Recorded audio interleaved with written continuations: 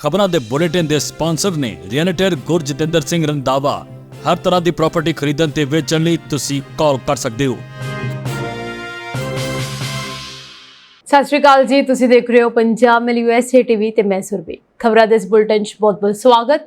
ਪੇਸ਼ਾਨ ਦੇਸ਼ ਵਿਦੇਸ਼ ਨਾਲ ਜੁੜੀਆਂ ਹੋਈਆਂ ਕੁਝ ਖਾਸ ਤੇ ਚੋਣਵੀਆਂ ਖਬਰਾਂ। H1B ਵੀਜ਼ਾ ਲੋਟਰੀ ਸਿਸਟਮ ਹੋਵੇਗਾ ਖਤਮ। ਅਮਰੀਕਾ ਨੇ ਰੱਦ ਕੀਤੇ ਵੀਜ਼ੇ, ਇਸ ਦੇਸ਼ ਦੇ ਅਧਿਕਾਰੀਆਂ ਤੇ ਲਾਈਆਂ ਪਾਬੰਦੀਆਂ। ਟਰੰਪ ਦੇ ਨਵੇਂ ਫੈਸਲੇ ਨਾਲ ਅਮਰੀਕਾ ਛਲਚਲ, ਲੱਖਾਂ ਲੋਕ ਸੜਕਾਂ ਤੇ ਉਤਰੇ। ਏਅਰ ਕੈਨੇਡਾ ਦੇ ਕਰਮਚਾਰੀ ਹੜਤਾਲ ਤੇ ਉਡਾਨਾਂ ਹੋਈਆਂ ਰੱਦ।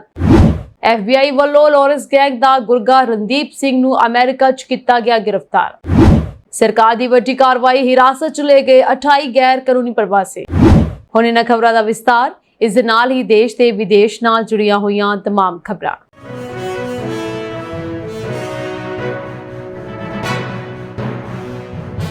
ਅਮਰੀਕਾ ਦਾ ਡੋਨਾਲਡ ਟਰੰਪ ਪ੍ਰਸ਼ਾਸਨ H1B ਵੀਜ਼ਾ ਜਾਰੀ ਕਰਨ ਦੀ ਪ੍ਰਕਿਰਿਆ ਵਿੱਚ ਵੱਡੇ ਬਦਲਾਅ ਕਰਨ ਜਾ ਰਿਹਾ ਹੈ।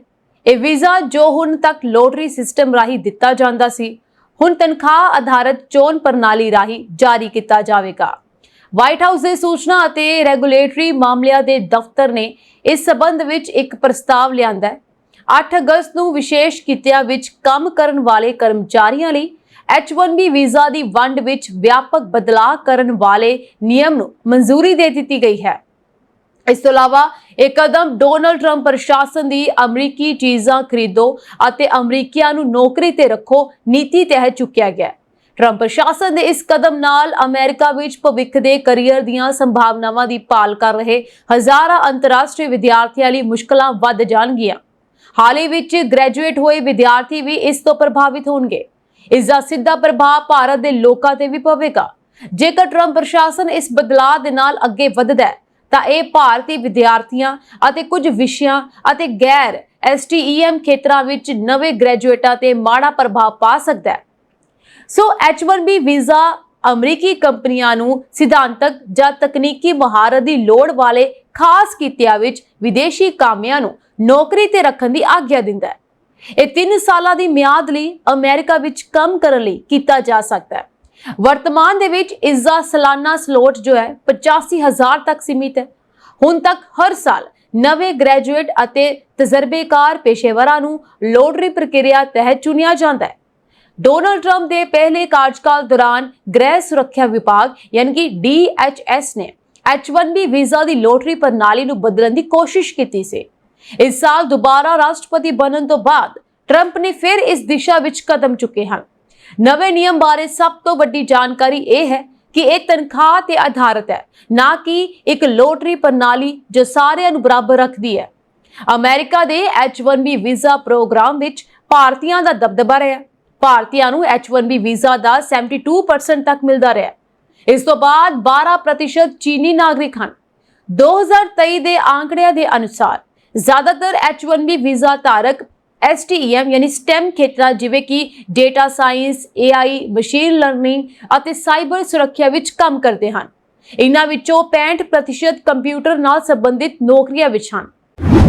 ਅਮਰੀਕਾ ਨੇ ਕਿਊਬਾ ਦੀ ਕਿਰਤ ਨਿਰਯਾਤ ਯੋਜਨਾ 'ਚ ਕਥਿਤ ਸ਼ਮੂਲੀਅਤ ਨੂੰ ਲੈ ਕੇ ਕਈ ਬ੍ਰਾਜ਼ੀਲੀ ਸਰਕਾਰੀ ਅਧਿਕਾਰੀਆਂ ਤੇ ਵੀਜ਼ਾ ਰੱਦ ਕਰ ਦਿੱਤਾ ਅਤੇ ਵੀਜ਼ਾ ਪਾਬੰਦੀਆਂ ਲਗਾਈਆਂ ਗਈਆਂ ਹਨ। ਅਮਰੀਕੀ ਵਿਦੇਸ਼ ਵਿਭਾਗ ਨੇ ਇਸ ਬਾਰੇ ਜਾਣਕਾਰੀ ਦਿੱਤੀ ਹੈ।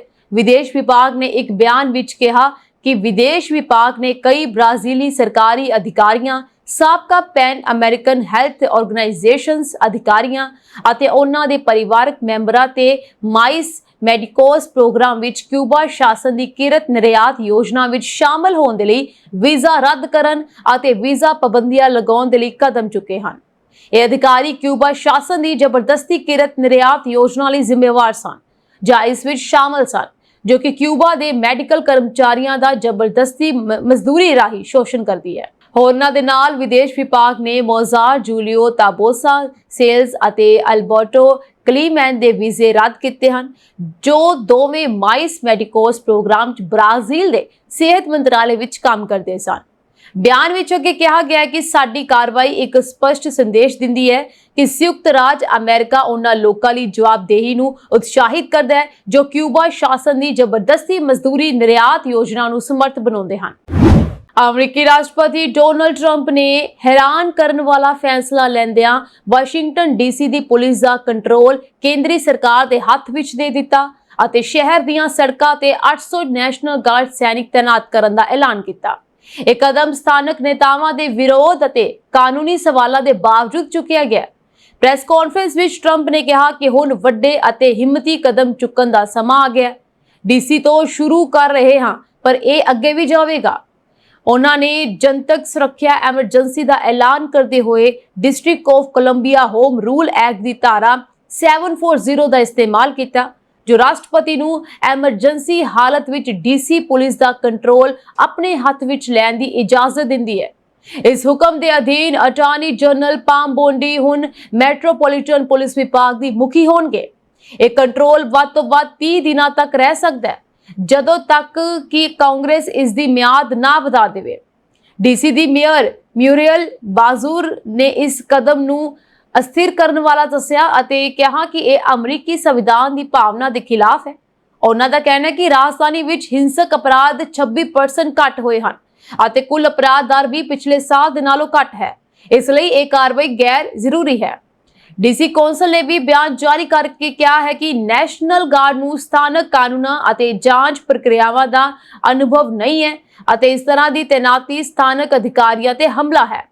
ਤੁਹਾਨੂੰ ਦੱਸ ਦਈਏ ਕਿ ਪਿਛਲੇ ਕੁਝ ਦਿਨਾਂ ਵਿੱਚ ਟਰੰਪ ਪ੍ਰਸ਼ਾਸਨ ਨੇ ਡੀਸੀ ਦੀਆਂ ਸੜਕਾਂ ਤੇ US park police, immigration and custom enforcement ਯਾਨੀ ਕਿ ਆਈਸ, FBI ਯਾਨੀ ATF ਅਤੇ ਯੂਐਸ ਮਾਰਸ਼ਲ ਸਰਵਿਸ ਦੇ ਅਫਸਰਾਂ ਨੂੰ ਗਸ਼ਤ ਲਈ ਭੇਜਿਆ ਹੈ। ਰੱਖਿਆ ਮੰਤਰੀ ਪੀਟ ਹੈਗਸੇਟ ਨੇ ਕਿਹਾ ਕਿ ਆਉਣ ਵਾਲੇ ਹਫ਼ਤਿਆਂ ਵਿੱਚ ਹੋਰ ਖਾਸ ਦਸਤੇ ਵੀ ਤੈਨਾਤ ਕੀਤੇ ਜਾਣਗੇ। ਟਰੰਪ ਨੇ ਇਹ ਵੀ ਕਿਹਾ ਕਿ ਜ਼ਰੂਰਤ ਪੈਣ ਤੇ ਫੌਜ ਨੂੰ ਡੀਸੀ ਵਿੱਚ ਉਤਾਰਿਆ ਜਾ ਸਕਦਾ ਹੈ, ਇੱਕ ਅਜਿਹਾ ਕਦਮ ਜਿਸ ਨੂੰ ਆਲੋਚਕ ਸੰਭਾਵਤ ਮਾਰਸ਼ਲ ਲਾਅ ਦੀ ਤਿਆਰੀ ਮੰਨ ਰਹੇ ਹਨ। ਟਰੰਪ ਦੀ ਐਲਾਨ ਦੇ ਤੁਰੰਤ ਬਾਅਦ ਸੈਂਕੜੇ ਲੋਕ ਵਾਈਟ ਹਾਊਸ ਦੇ ਬਾਹਰ ਇਕੱਠੇ ਹੋਏ ਅਤੇ ਹੈਂਡਸ ਆਫ ਡੀਸੀ ਵਰਗੇ ਨਾਅਰੇ ਲਗਾਏ। ਪ੍ਰਦਰਸ਼ਨਕਾਰੀਆਂ ਦਾ ਕਹਿਣਾ ਹੈ ਕਿ ਰਾਜਧਾਨੀ ਨੂੰ ਜੰਗੀ ਖੇਤਰ ਵਰਗਾ ਬਣਾਉਣ ਦੇ ਨਾਲ ਨਾ ਤਾਂ ਸੁਰੱਖਿਆ ਵਧੇਗੀ ਅਤੇ ਨਾ ਹੀ ਅਸਲ ਸਮੱਸਿਆਵਾਂ ਦਾ ਹੱਲ ਨਿਕਲੇਗਾ। 6 ਜਨਵਰੀ 2021 ਨੂੰ ਕੈਪੀਟਲ ਤੇ ਹੋਏ ਹਮਲੇ ਵਿੱਚ ਡੀਸੀ ਪੁਲਿਸ ਦੇ 140 ਤੋਂ ਵੱਧ ਅਧਿਕਾਰੀ ਜ਼ਖਮੀ ਹੋਏ ਸਨ। ਉਸ ਸਮੇਂ ਟਰੰਪ ਦੇ ਸਮਰਥਕਾਂ ਨੇ ਚੋਣ ਨਤੀਜਿਆਂ ਨੂੰ ਪਲਟਣ ਦੀ ਕੋਸ਼ਿਸ਼ ਕੀਤੀ ਸੀ। ਆਲੋਚਕਾਂ ਦਾ ਕਹਿਣਾ ਹੈ ਕਿ ਉਸ ਦਿਨ ਟਰੰਪ ਨੇ ਸਮੇਂ ਤੇ ਨੈਸ਼ਨਲ ਗਾਰਡ ਨਹੀਂ ਭੇਜੇ ਸਨ, ਪਰ ਹੁਣ ਉਹ ਰਾਜਨੀਤਿਕ ਕਾਰਨਾਂ ਕਰਕੇ ਉਹਨਾਂ ਨੂੰ ਤੈਨਾਤ ਕਰ ਰਹੇ ਹਨ। ਟਰੰਪ ਦਾ ਕਹਿਣਾ ਹੈ ਕਿ ਡੀਸੀ ਦੁਨੀਆ ਦੇ ਸਭ ਤੋਂ ਖਤਰਨਾਕ ਸ਼ਹਿਰਾਂ ਵਿੱਚੋਂ ਇੱਕ ਬਣ ਗਿਆ ਹੈ ਅਤੇ ਬੇਘਰ ਲੋਕਾਂ ਨੂੰ ਰਾਜਧਾਨੀ ਤੋਂ ਹਟਾਉਣਾ ਪਵੇਗਾ। ਉਹਨਾਂ ਨੇ ਸੋਸ਼ਲ ਮੀਡੀਆ ਤੇ ਲਿਖਿਆ ਕਿ ਅਸੀਂ ਤੁਹਾਨੂੰ ਠਹਿਰਨ ਲਈ ਥਾਂ ਦੇਵਾਂਗੇ, ਪਰ ਰਾਜਧਾਨੀ ਤੋਂ ਦੂਰ। ਕੈਨੇਡਾ ਦੀ ਸਭ ਤੋਂ ਵੱਡੀ 에ਅਰਲਾਈਨ 에ਅਰ ਕੈਨੇਡਾ ਨੇ ਕਿਹਾ ਹੈ ਕਿ ਉਹ ਆਪਣੇ ਕਰਮਚਾਰੀਆਂ ਦੀ ਸੰਭਾਵਿਤ ਹੜਤਾਲ ਦੇ ਮੱਦੇਨਜ਼ਰ ਵੀਰਵਾਰ ਤੋਂ ਆਪਣੀਆਂ ਉਡਾਨਾਂ ਰੱਦ ਕਰਨਾ ਸ਼ੁਰੂ ਕਰ ਦੇਵੇਗੀ। 에ਅਰ ਕੈਨੇਡਾ ਨੇ ਕਿਹਾ ਕਿ ਇਸ ਤੋਂ ਬਾਅਦ ਸ਼ੁੱਕਰਵਾਰ ਨੂੰ ਵੀ ਹੋਰ ਉਡਾਨਾਂ ਰੱਦ ਕੀਤੀਆਂ ਗਈਆਂ, ਜਦਕਿ ਸ਼ਨੀਵਾਰ ਨੂੰ 에ਅਰ ਕੈਨੇਡਾ ਅਤੇ 에ਅਰ ਕੈਨੇਡਾ ਰੂਸ ਦੀਆਂ ਉਡਾਨਾਂ ਪੂਰੀ ਤਰ੍ਹਾਂ ਬੰਦ ਰਹਿਣਗੀਆਂ। ਇਸ ਨਾਲ ਰੋਜ਼ਾਨਾ ਲਗਭਗ 1,30,000 ਯਾਤਰੀ ਪ੍ਰਭਾਵਿਤ ਹੋ ਸਕਦੇ ਹਨ। 에ਅਰ ਕੈਨੇਡਾ ਅਨੁਸਾਰ ਇਹ 259 ਜਹਾਜ਼ ਦੇ ਬੇੜੇ ਨਾਲ 6 ਮਹਾਦੀਪਾਂ ਦੇ ਲਗਭਗ 65 ਦੇਸ਼ਾਂ ਵਿੱਚ ਉਡਾਨ ਭਰਦਾ ਹੈ।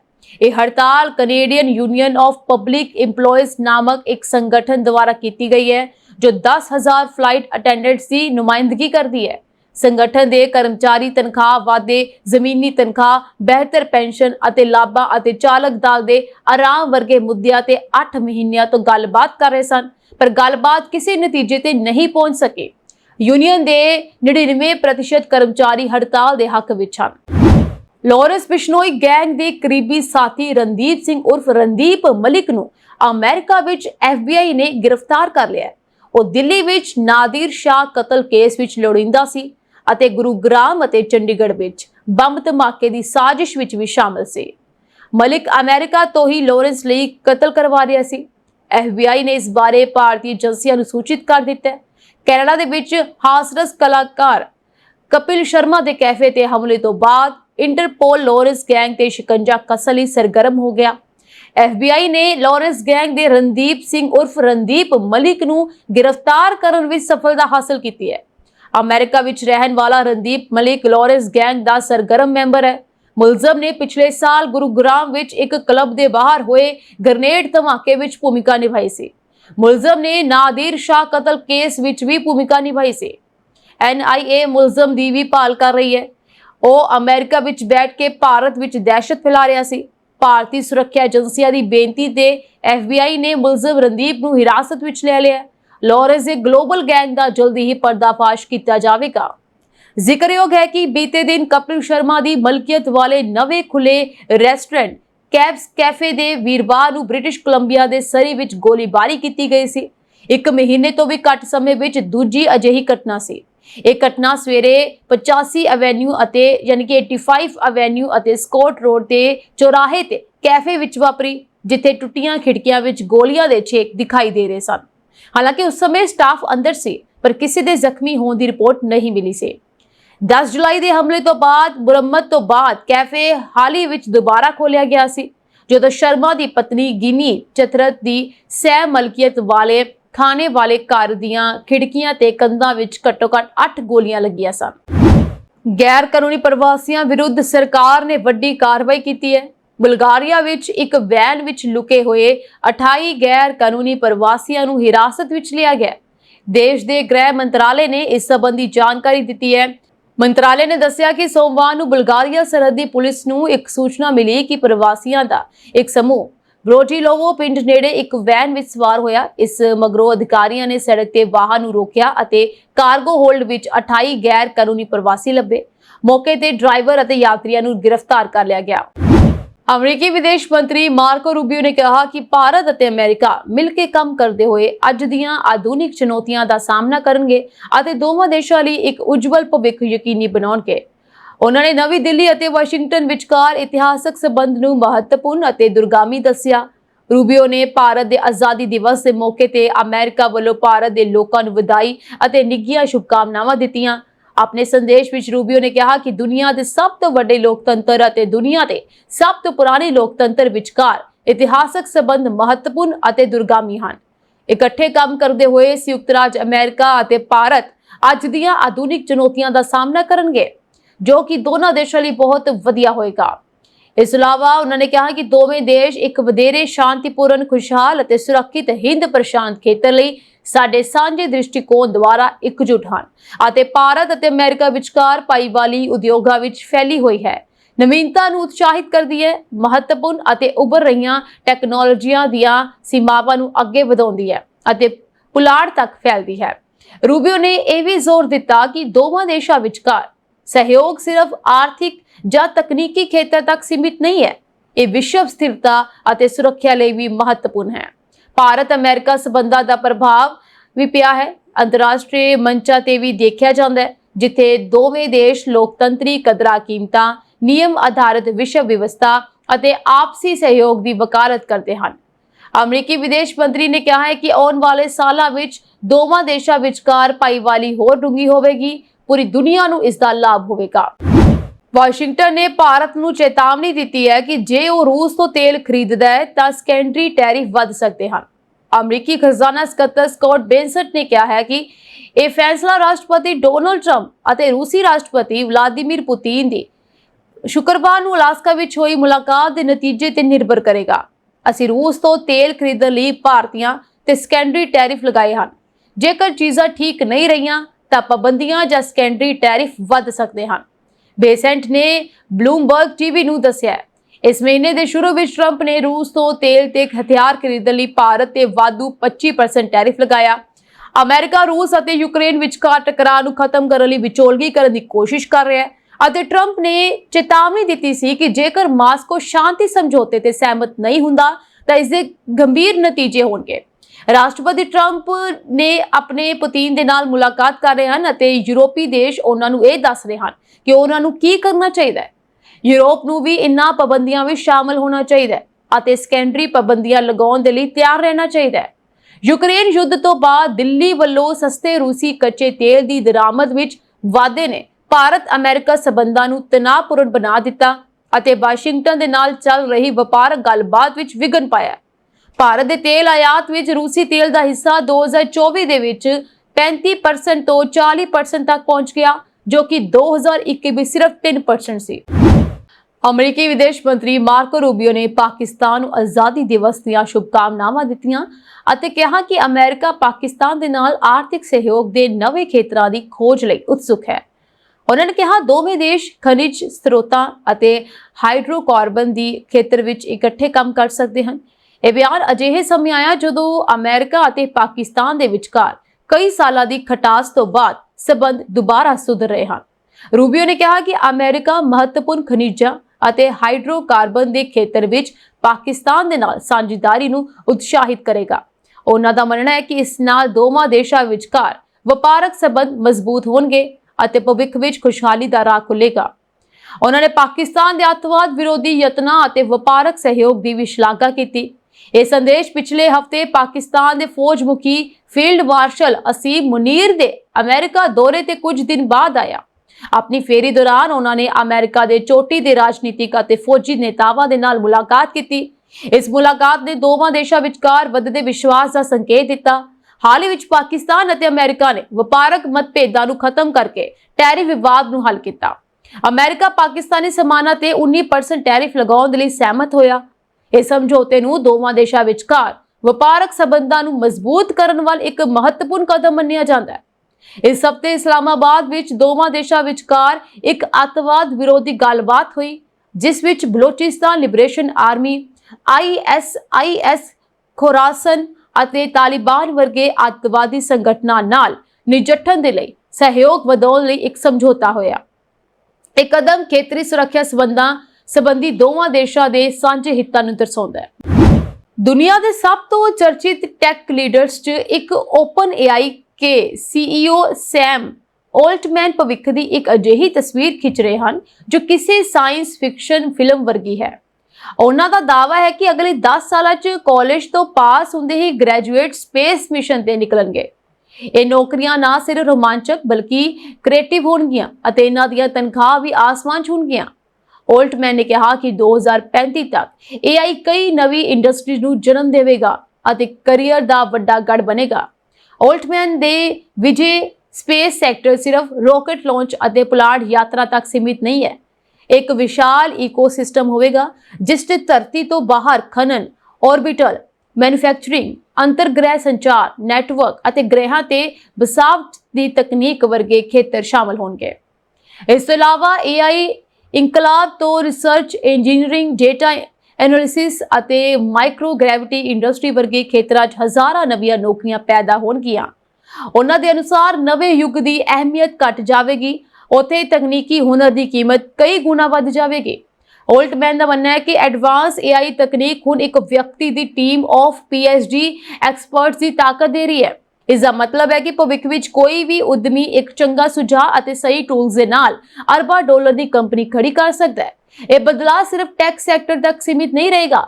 ਹੈਲਥ ਕੇਅਰ, ਐਜੂਕੇਸ਼ਨ, ਐਨਰਜੀ ਅਤੇ ਇੱਥੋਂ ਤੱਕ ਕਿ ਸਪੇਸ ਰਿਸੋਰਸ ਮਾਈਨਿੰਗ ਵਰਗੀ ਇੰਡਸਟਰੀਜ਼ 'ਚ ਵੀ ਇੱਕ ਵਿਅਕਤੀ ਪੂਰੀ ਚੇਨ ਨੂੰ ਮੈਨੇਜ ਕਰ ਸਕੇਗਾ।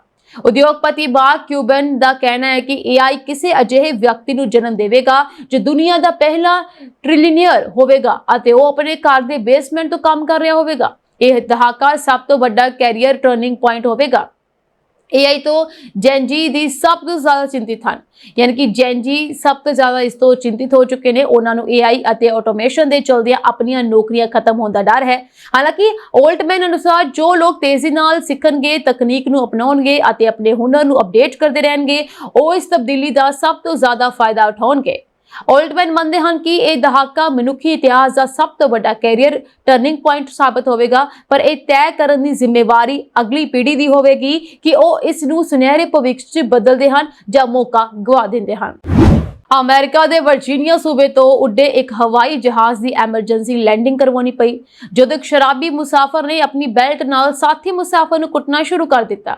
ਸ਼ਰਾਬੀ ਮੁਸਾਫਰ ਨਸਲੀ ਟਿੱਪਣੀਆਂ ਕਰਨ ਦੇ ਨਾਲ-ਨਾਲ ਗੰਦੀਆਂ ਗਾਲਾਂ ਵੀ ਕੱਢ ਰਿਹਾ ਸੀ ਅਤੇ ਹਾਲਾਤ ਬੇਕਾਬੂ ਹੁੰਦੇ ਵੇਖ ਜਹਾਜ਼ ਨੂੰ ਕੋਲੋਰਾਡੋ ਦੇ ਗ੍ਰੈਂਡ ਜੰਕਸ਼ਨ ਰੀਜਨਲ 에ਅਰਪੋਰਟ ਤੇ ਉਤਾਰਨਾ ਪਿਆ।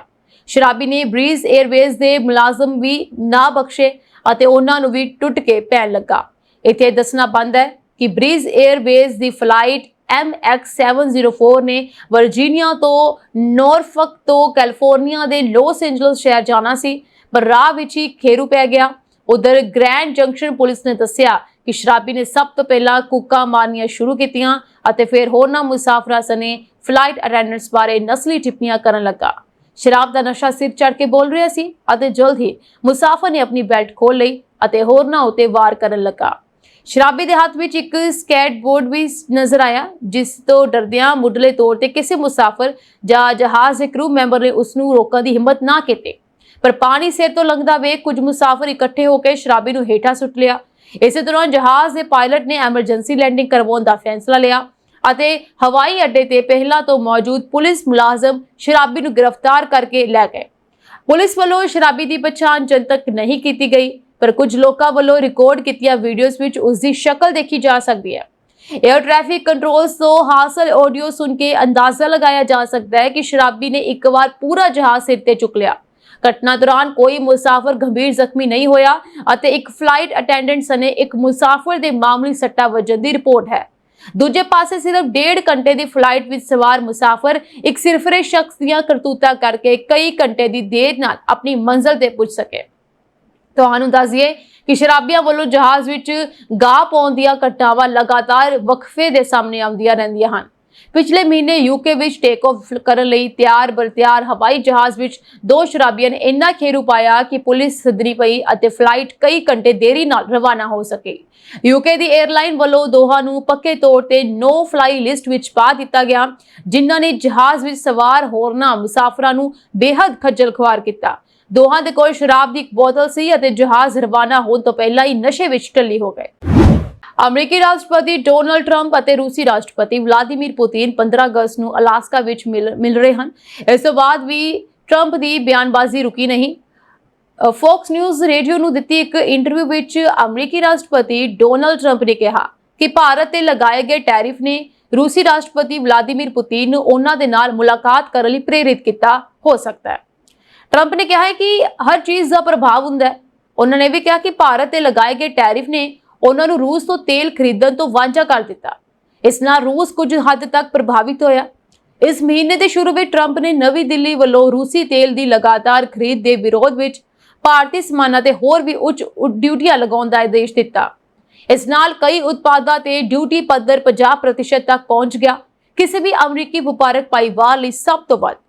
ਟਰੰਪ ਨੇ ਅੱਗੇ ਸੰਕੇਤ ਦਿੱਤਾ ਕਿ ਭਾਰਤ ਤੇ ਲਗਾਏ ਗਏ ਟੈਰਿਫ ਨੇ ਪੁਤਿਨ ਨੂੰ ਮਿਲਣ ਲਈ ਸਹਿਮਤ ਹੋਣ ਵਿੱਚ ਭੂਮਿਕਾ ਨਿਭਾਈ ਹੋ ਸਕਦੀ ਹੈ। ਉਸਨੇ ਇਹ ਵੀ ਕਿਹਾ ਕਿ ਬੇਸ਼ੱਕ ਜਦੋਂ ਤੁਸੀਂ ਆਪਣਾ ਦੂਜਾ ਸਭ ਤੋਂ ਵੱਡਾ ਗ੍ਰਾਹਕ ਨੂੰ ਗਵਾ ਦਿੰਦੇ ਹੋ ਅਤੇ ਸ਼ਾਇਦ ਆਪਣਾ ਪਹਿਲਾ ਸਭ ਤੋਂ ਵੱਡਾ ਗ੍ਰਾਹਕ ਹੀ ਗਵਾਉਣਾ ਜਾ ਰਹੇ ਹੋ, ਤਾਂ ਮੈਨੂੰ ਲੱਗਦਾ ਹੈ ਕਿ ਇਹ ਸ਼ਾਇਦ ਇੱਕ ਭੂਮਿਕਾ ਨਿਭਾਏਗਾ। ਟਰੰਪ ਅਤੇ ਪੁਤਿਨ ਪੂਰੇ ਅਮਰੀਕਾ ਨੂੰ ਛੱਡ ਕੇ ਅਲਾਸਕਾ ਵਿੱਚ ਕਿਉਂ ਮਿਲ ਰਹੇ ਹਨ? ਕਿਉਂਕਿ ਅਲਾਸਕਾ ਨੂੰ ਪ੍ਰਤੀਕਾਤਮਕ ਅਤੇ ਵਿਵਹਾਰਕ ਤੌਰ ਤੇ ਮੀਟਿੰਗ ਲਈ ਚੁਣਿਆ ਗਿਆ। ਅੰਤਰਰਾਸ਼ਟਰੀ ਅਪਰਾਧਿਕ ਅਦਾਲਤ ਨੇ 17 ਮਾਰਚ 2023 ਨੂੰ ਯੂਕਰੇਨ ਵਿੱਚ ਯੁੱਧ ਅਪਰਾਧਾਂ ਲਈ ਰਾਸ਼ਟਰਪਤੀ ਵਲਾਦੀਮੀਰ ਪੁਤਿਨ ਵਿਰੁੱਧ ਅੰਤਰਰਾਸ਼ਟਰੀ ਗ੍ਰਿਫਤਾਰੀ ਵਾਰੰਟ ਜਾਰੀ ਕੀਤਾ ਹੈ। ਗ੍ਰਿਫਤਾਰੀ ਵਾਰੰਟ ਜਾਰੀ ਕਰਦੇ ਹੋਏ ICC ਨੇ ਕਿਹਾ ਕਿ ਪੁਤਿਨ ਤੇ ਯੂਕਰੇਨੀ ਬੱਚਿਆਂ ਨੂੰ ਜ਼ਬਰਦਸਤੀ ਰੂਸ ਲਿਜਾਣ ਦਾ ਦੋਸ਼ ਹੈ। ਕੈਨੇਡਾ ਦੇ ਵਿੱਚ ਰੋਜ਼ਗਾਰ ਸੰਕਟ ਵੱਧਦਾ ਜਾ ਰਿਹਾ ਹੈ। ਤਾਜ਼ਾ ਜਾਣਕਾਰੀ ਦੇ ਮੁਤਾਬਕ ਕੈਨੇਡਾ ਦੇ ਵਿੱਚ ਜੁਲਾਈ ਵਿੱਚ 40,000 ਤੋਂ ਵੱਧ ਲੋਕਾਂ ਨੇ ਆਪਣੀਆਂ ਨੌਕਰੀਆਂ ਗਵਾ ਦਿੱਤੀਆਂ। ਉੱਥੇ ਕੰਮ ਕਰਨ ਵਾਲੇ ਲੋਕਾਂ ਦੀ ਗਿਣਤੀ 8 ਮਹੀਨਿਆਂ ਦੇ ਹੇਠਲੇ ਪੱਧਰ ਤੇ ਪਹੁੰਚ ਗਈ। ਬੇਰੁਜ਼ਗਾਰੀ ਦਰ 6.9% ਤੇ ਸਥਿਰ ਰਹੀ, ਪਰ ਮੌਜੂਦਾ ਸਥਿਤੀ ਨੂੰ ਦੇਖਦੇ ਹੋਏ ਇਸ ਨੂੰ 7% ਦੇ ਆંકੜੇ ਨੂੰ ਪਾਰ ਕਰਨ ਵਿੱਚ ਬਹੁਤਾ ਸਮਾਂ ਨਹੀਂ ਲੱਗੇਗਾ। ਪੰਜਾਬੀ ਮੂਲ ਦੇ ਲੋਕ ਸਭ ਤੋਂ ਵੱਧ ਪ੍ਰਭਾਵਿਤ ਹੋਏ ਹਨ। ਜਿਨ੍ਹਾਂ ਖੇਤਰਾਂ ਵਿੱਚ ਵਧੇਰੇ ਨੌਕਰੀਆਂ ਖੁੱਸੀਆਂ ਹਨ, ਉਹਨਾਂ ਨੂੰ ਪੰਜਾਬੀ ਭਾਈਚਾਰੇ ਦਾ ਗੜ ਮੰਨਿਆ ਜਾਂਦਾ ਹੈ। ਅਜਿਹਾ ਹੋਣ ਦੇ ਪਿੱਛੇ ਅਮਰੀਕੀ ਰਾਸ਼ਟਰਪਤੀ ਡੋਨਾਲਡ ਟਰੰਪ ਦੀ ਟੈਰਿਫ ਨੀਤੀ ਨੂੰ ਮੰਨਿਆ ਗਿਆ ਹੈ। ਟਰੰਪ ਦੇ ਟੈਰਿਫ ਦਾ ਅਸਰ ਪ੍ਰਮੁੱਖ ਉਦਯੋਗਾਂ ਤੇ ਪਿਆ ਹੈ। ਸਟੈਟਿਸਟਿਕਸ ਕੈਨੇਡਾ ਦੇ ਆંકੜਿਆਂ ਨੇ ਦਿਖਾਇਆ ਹੈ ਕਿ ਅਰਥ ਵਿਵਸਥਾ ਨੇ ਜੂਨ ਦੇ ਵਿੱਚ 83,000 ਨੌਕਰੀਆਂ ਪੈਦਾ ਕੀਤੀਆਂ, ਜੁਲਾਈ ਵਿੱਚ 40,800 ਨੌਕਰੀਆਂ ਗਵਾ ਦਿੱਤੀਆਂ, ਜਿਸ ਨਾਲ ਉਸ ਲਾਭ ਦਾ ਲਗਭਗ ਅੱਧਾ ਹਿੱਸਾ ਖਤਮ ਹੋ ਗਿਆ। ਕੈਨੇਡੀਅਨ ਮਾਮਲਿਆਂ ਦੇ ਇੱਕ ਮਾਹਰ ਦਾ ਕਹਿਣਾ ਹੈ ਕਿ ਆંકੜੇ ਵੀ ਦੱਸਦੇ ਹਨ ਕਿ ਅਰਥ ਵਿਵਸਥਾ ਵਿੱਚ ਮੰਦੀ ਦੇ ਸੰਕੇਤ ਹਨ। ਸਭ ਤੋਂ ਵੱਧ ਨੌਕਰੀਆਂ ਸੂਚਨਾ, ਸੱਭਿਆਚਾਰ ਅਤੇ ਮਨੋਰੰਜਨ ਉਦਯੋਗ ਵਿੱਚ ਗਈਆਂ ਹਨ, ਜਿੱਥੇ 29,000 ਨੌਕਰੀਆਂ ਦੇ ਮੌਕੇ ਖਤਮ ਹੋ ਗਏ। ਉਸਾਰੀ ਖੇਤਰ ਨੂੰ ਵੀ ਭਾਰੀ ਨੁਕਸਾਨ ਹੋਇਆ। ਇਕੱਲੇ ਅਲਬਰਟਾ ਵਿੱਚ ਹੀ 17,000 ਨੌਕਰੀਆਂ ਖਤਮ ਹੋ ਗਈਆਂ ਅਤੇ ਸੂਬੇ ਦੇ ਨਿਰਮਾਣ ਖੇਤਰ ਵਿੱਚ 20,000 ਤੋਂ ਵੱਧ ਰੋਜ਼ਗਾਰ ਦੇ ਮੌਕੇ ਖਤਮ ਹੋ ਗਏ। ਨੌਕਰੀਆਂ ਦੇ ਨੁਕਸਾਨ ਦਾ ਸਭ ਤੋਂ ਵੱਡਾ ਕਾਰਨ 15 ਤੋਂ 24 ਸਾਲ ਦੀ ਉਮਰ ਦੇ ਲੋਕਾਂ ਵਿੱਚ ਰੋਜ਼ਗਾਰ ਦੇ ਪੱਧਰ ਵਿੱਚ ਗਿਰਾਵਟ ਹੈ ਅਤੇ 1998 ਤੋਂ ਬਾਅਦ ਪਹਿਲੀ ਵਾਰ ਇਸ ਉਮਰ ਸਮੂਹ ਦੇ ਸਿਰਫ 53% ਕਾਮੇ ਕੰਮ ਕਰ ਰਹੇ ਹਨ। ਜੁਲਾਈ ਵਿੱਚ 16 ਲੱਖ ਕਾਮਿਆਂ ਨੂੰ ਬੇਰੁਜ਼ਗਾਰ ਮੰਨਿਆ ਗਿਆ ਸੀ ਅਤੇ ਵਿਦਿਆਰਥੀਆਂ ਵਿੱਚ ਬੇਰੁਜ਼ਗਾਰੀ ਦਰ 17.4% ਦਰਜ ਕੀਤੀ ਗਈ ਸੀ।